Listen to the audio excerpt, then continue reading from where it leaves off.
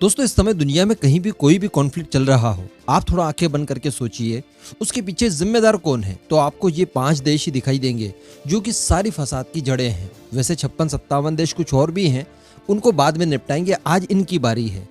ये देश ना तो शांति से रहते हैं, दावा जरूर करेंगे कि हम लोग शांति से रहना चाहते हैं, दुनिया भर में शांति फैलाना चाहते हैं, लेकिन सही बात यह है कि दुनिया भर के कॉन्फ्लिक्ट, युद्ध, वॉर, मार पिटाई, तख्ता पलट, इस तरह के सभी गैर संवैधानिक काम इन्हीं 5 देशों के द्वारा किए जाते हैं। आप देख लीजिए ना खुद आंख बंद करके कि इस बार पूरी दुनिया में जो कॉन्फ्लिक्ट चल रहे हैं उसके पीछे आपको यही देश मिलेंगे। अब दोस्तों ऐसा ये लोग इसलिए करते हैं क्योंकि इनके पास है ताकत, और इस ताकत के नशे में ये लोग चूर रहते हैं, दुनिया को कीड़ा मकोड़ा समझते हैं। पहले तो आप ये देखिए कि इन 5 देशों को जब भी कोई मिसाइल परीक्षण कराना हो, मिसाइलों की संख्या बढ़ाना हो, न्यूक्लियर वेपन्स की संख्या बढ़ाना हो, बड़ी आसानी से ये लोग बढ़ा लेते हैं। अमेरिका के पास 5000 से ज़्यादा न्यूक्लियर वेपन्स हैं। अगर बात की जाए रशिया की तो उसके पास 7000 से ज़्यादा न्यूक्लियर वेपन्स है। इनकी मिसाइलें देख ले तो ये धरती पर कहीं भी ये लोग स्ट्राइक कर सकते हैं। MIRV टेक्निक का इस्तेमाल करें या फलाना धमका करें, सब कुछ ये लोग कर सकते हैं। लेकिन ये लोग दूसरों को नहीं करने देते। ये लोग नहीं चाहते कि इनके डोमिनेंस को कोई भी चैलेंज कर पाए। यही वजह है कि भारत आज तक अपनी अग्नि 6 का परीक्षण नहीं कर पाया है। वैसे यहाँ पर भारत अगर चाहे और अड़ जाए कि नहीं हमें तो करना ही है, तो हम बड़ी आसानी से कर सकते हैं। लेकिन भारत को नियम कानून कायदे तोड़ना पसंद शायद नहीं है।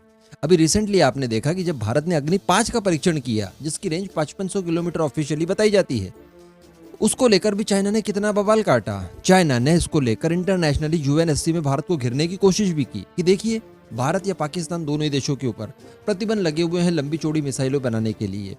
लेकिन इसके बावजूद भारत ने ICBM बनाई और उसका परीक्षण भी करने जा रहा है। हालांकि फर्क कुछ नहीं पड़ा और हमने फाइनली वो टेस्ट किया।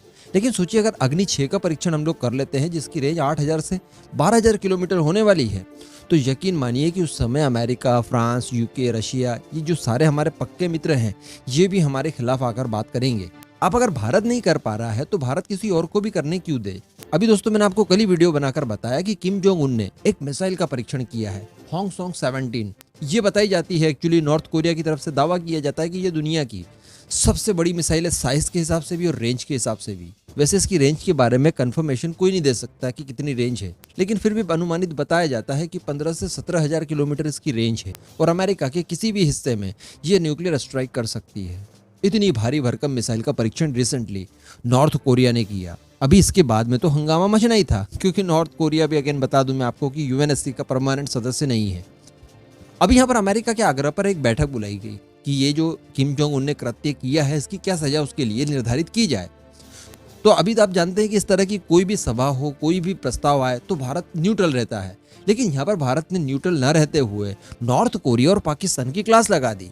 वैसे तो ये बात काफी पुरानी और सभी लगभग जानते ही हैं कि पाकिस्तान और नॉर्थ कोरिया के बीच में मिसाइल टेक्नोलॉजी और न्यूक्लियर टेक्नोलॉजीज की आपस में लेन देन चलती रहती है। ये दोनों देश एक दूसरे को ताकतवर बनाने में सहयोग करते हैं, मिसाइलों के क्षेत्र में और न्यूक्लियर वेपन्स के क्षेत्र में। इन्हीं सबको लेकर अब भारत ने इन दोनों ही देशों को घेर लिया है। UNSC में बकायदा भारत के जो रिप्रेजेंटेटर हैं TS तिरुमूर्ति जी, उन्होंने बयान देते हुए कहा है कि इस तरह की चीजें नहीं होनी चाहिए। इन सब चीजों को हम लोग कंडेम करते हैं। ये जो आपसी गठजोड़ चल रहा है कुछ देशों के बीच में, ये भयानक हो सकता है फ्यूचर में। यहाँ पर पाकिस्तान का नाम नहीं लिया, लेकिन सभी जानते हैं कि पाकिस्तान ही है वो देश। आखिर भारत जो कि हमेशा ही न्यूट्रल रहता है, हर मुद्दे पर न्यूट्रल रहता है, तो फिर भारत ने भला इस तरह का बयान क्यों दिया और ये क्यों साबित किया कि हम इस मिसाइल टेस्ट के खिलाफ हैं। तो इसके पीछे कुछ कारण है। एक तो वही भारत की खींच कि भाई भारत भी तो बड़ी मिसाइलों के जब परीक्षण करता है तो दूसरे देश बीच में टांग अड़ाते हैं, पहला मुद्दा। दूसरा मुद्दा आप देख रहे हैं कि लगातार भारत रशिया को बचाने के लिए न्यूट्रल रह रहा है, और भारत का न्यूट्रल रहना यानी रशिया को सपोर्ट करना। ऐसी परिस्थिति में दुनिया भर का मीडिया जिस तरफ से भारत को कंडेम कर रहा है, यकीनन अगर मैं आपको सारी खबरें बताऊं तो आपका खून खोल जाए, इतना बुरा वेस्टर्न मीडिया भारत के बारे में बोल रहा है। अब यहाँ पर रशिया का मामला तो चूंकि था ही नहीं, नॉर्थ कोरिया से हमें कोई ज्यादा लेना देना है भी नहीं, इसलिए भारत ने इन सारे देशों को बताने के लिए कि देखिए हम सत्यता के ही साथ हैं, शांति के ही साथ हैं, इसलिए भारत ने यहाँ पर नॉर्थ कोरिया को कंडेम किया और कार्रवाई करने की मांग की। दूसरी यहाँ पर एक और बात आती है, क्वाड मेंबर के खिलाफ अगर कोई खतरा आता है तो भारत ने बोलना बनता है। चूंकि यूक्रेन क्वाड का सदस्य नहीं है, इसलिए रशिया ने उसके ऊपर हमला किया और जो कुछ भी युद्ध चल रहा है इस समय, इसको लेकर भारत को कोई लेना देना नहीं है। लेकिन अगर बात की जाए नॉर्थ कोरिया की मिसाइल परीक्षण को लेकर, तो मैंने आपको कल की वीडियो में भी बताया था कि ये मिसाइल लैंड करती है नॉर्थ कोरिया और जापान के बीच में समुद्र के अंदर और जापान की सीमा के एकदम नजदीक। तो ऐसी परिस्थिति में जापान को चिंतित होना जरूरी था और स्वाभाविक भी था। और यहाँ पर चूंकि जापान क्वाड का सदस्य भी है, तो ऐसी परिस्थिति में भारत ने उसके हक में बोलना ही था। तो यहाँ पर भारत ने अपनी वो प्रतिबद्धता भी दिखाई जो कि क्वाड के प्रति भारत ने जाहिर की थी। सभी को अब ये पता चल गया है कि भारत रशिया के खिलाफ कुछ नहीं बोलेगा, क्योंकि क्वाड से उसका कोई लेना देना नहीं है। लेकिन क्वाड कंट्री अगर परेशान होती है तो भारत बिल्कुल उनके हित के लिए काम करेगा। ये चीज भारत ने यहाँ पर दर्शा दी। बाकी इस पूरे मुद्दे पर दोस्तों आपका क्या मानना है? क्या इन सब परिस्थितियों के बावजूद भी भारत ने अग्नि 6 का परीक्षण करना चाहिए या फिर नहीं? नीचे कमेंट करके जरूर बताइएगा।